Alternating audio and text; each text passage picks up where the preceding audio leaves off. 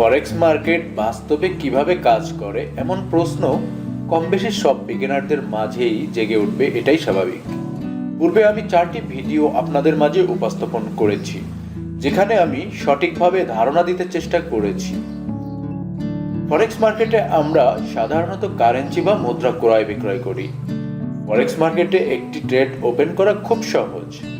আপনি যদি ফরেক্স মার্কেটে একজন অভিজ্ঞ হন তবে হয়তো আপনার সবকিছু জানা, আর যদি অভিজ্ঞতা না থাকে তবে আমাদের সাথেই থাকুন। Subscribe to Forex School BD and press the bell icon for more updates. Forex trading এর মূল উদ্দেশ্য হলো প্রাইস ভ্যালু পরিবর্তনের আশায় একটি মুদ্রার বিপরীতে অন্য মুদ্রা বিনিময় করা। আরো বুঝিয়ে বলতে চাইলে বলতে হবে, আপনি একটি নির্দিষ্ট মুদ্রা বাই করতেছেন নির্দিষ্ট মূল্যে। আপনার বাই প্রাইসের তুলনায় উক্ত মুদ্রার দাম আরো বাড়বে, এটাই আপনার প্রত্যাশা। উদাহরণ, আপনি 1000 ইউরো বাই করলেন 1.10 সেন্ট প্রাইসে। বাই করার পরে প্রাইস বেড়ে দাঁড়ালো $1.20, যার অর্থ দাঁড়ায় আপনি এখানে প্রফিট করেছেন $200। এখানে মুদ্রা বিনিময় হার বা এক্সচেঞ্জ রেট হলো গুরুত্বপূর্ণ। যেমন ইউরোইএসডি বিনিময় হার যদি $1.20, তবে এর অর্থ দাঁড়ায় যে 1 ইউরো কিনতে 1.20 পে করতে হবে। ফরেক্স কোট। ফরেক্স মার্কেটে কারেন্সি বা মুদ্রা জোড়া আকারে উপস্থাপন করা হয়, যেমন euro USD, GBP USD, USD JPY, USD cat, UD USD ইত্যাদি।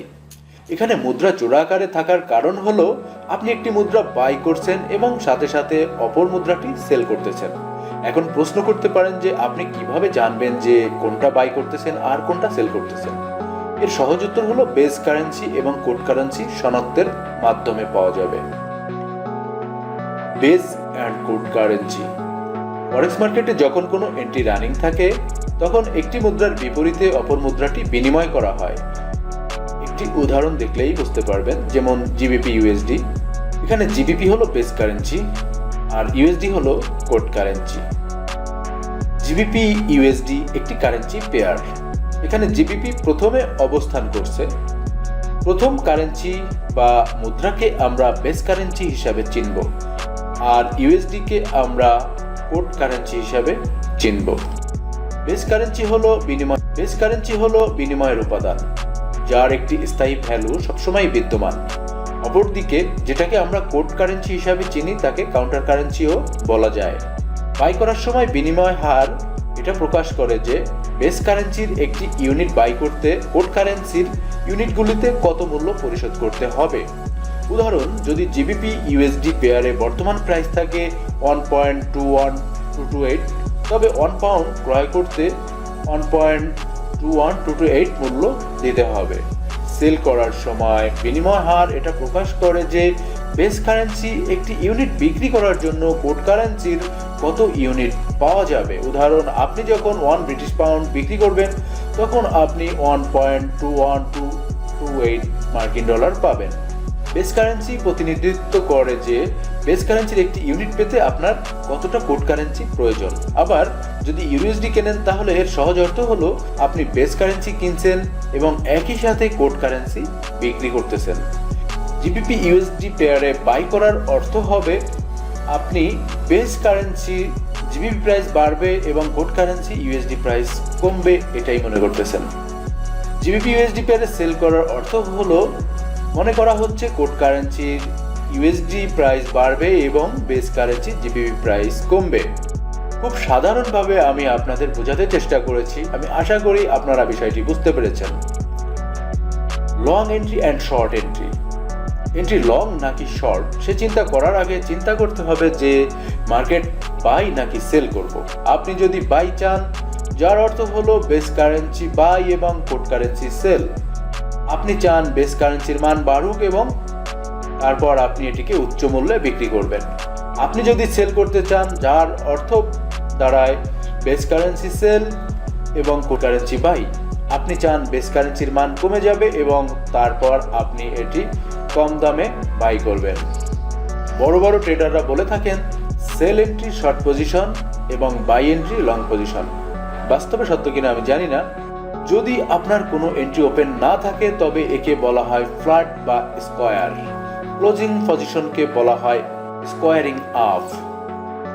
বিড আস্ক অ্যান্ড স্প্রেড। ফরেক্স কোডকে দুটি মূল্যের সাথে কোটেড করা হয়েছে, বিড প্রাইস এবং আস্ক প্রাইস। সাধারণত বিড প্রাইস আস্ক প্রাইসের চেয়ে কম হয়ে থাকে। এখন প্রশ্ন করতে পারেন, হোয়াট ইজ বিড প্রাইস? বিড হলো সেই প্রাইস যে প্রাইসে আপনার ব্রোকার কোড কারেন্সি বিনিময়ে বেস কারেন্সি কিনতে ইচ্ছুক।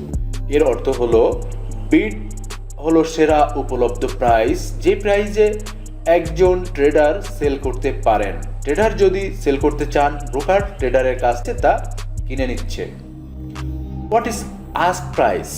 আস্ক প্রাইস হলো সেই প্রাইস যে প্রাইসে ব্রোকার কোড কারেন্সির বিনিময়ে বেস কারেন্সি বিক্রি করবে। এর মানে হলো আস্ক প্রাইস হলো সেরা উপলব্ধ প্রাইস যে প্রাইসে একজন ট্রেডার বাই করতে পারেন। আস্ক প্রাইস আর এক নাম হলো অফার প্রাইস। ট্রেডার যদি কিছু বাই করতে চায় তবে ব্রোকার ট্রেডারের কাছ থেকে এটি আস্ক প্রাইসের অফার করবে। What is spread? Bid price এবং আস্ক প্রাইসের মধ্যে পার্থক্য স্প্রেড হিসাবে পরিচিত।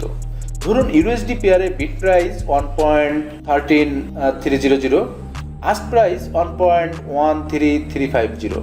মাঝখানে প্রাইসের যে গ্যাপ, এটা হলো স্প্রেড, যার পরিমাণ 1.13350 1.1330।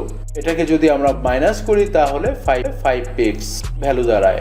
যদি ট্রেডার সেল করতে চায়, এখানে সেল প্রাইস হবে 1.13350 আস্ক প্রাইস।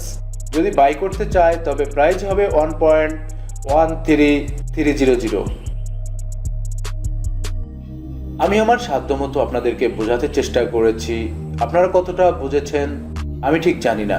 যদি আপনারা ভালোভাবে বুঝে থাকেন অথবা না বুঝে থাকেন, উভয় ক্ষেত্রেই অবশ্যই কমেন্ট করবেন, ভিডিওটিতে অবশ্যই লাইক দিবেন এবং শেয়ার করে আপনার পরিচিত জন যারা আছে তাদেরকেও দেখার সুযোগ করে দিতে পারেন।